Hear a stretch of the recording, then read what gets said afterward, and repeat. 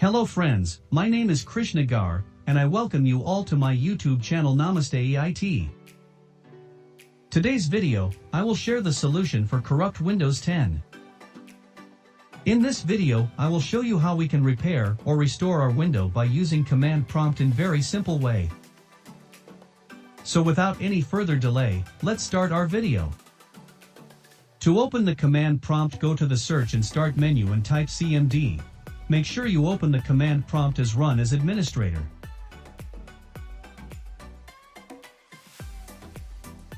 Once command prompt will open, type the following command. sfc/scannow and press enter. The sfc/scannow command will scan all protected system files and replace corrupted files with a cached copy that is located in a compressed folder at %windir%system32/cache.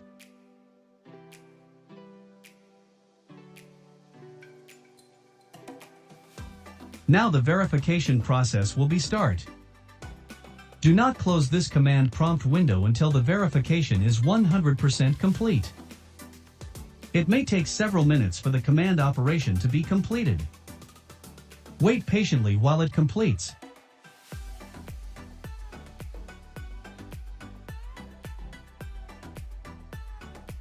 When the verification process completes, you'll see something like this in the command prompt window. No problems were found. Windows Resource Protection did not find any integrity violations. That means everything is fine. System File Checker may or may not prompt you to restart, but even if it doesn't, you should restart anyway. Finally, you will see that the Windows now repair and will work properly. That's it. Thanks for watching this video.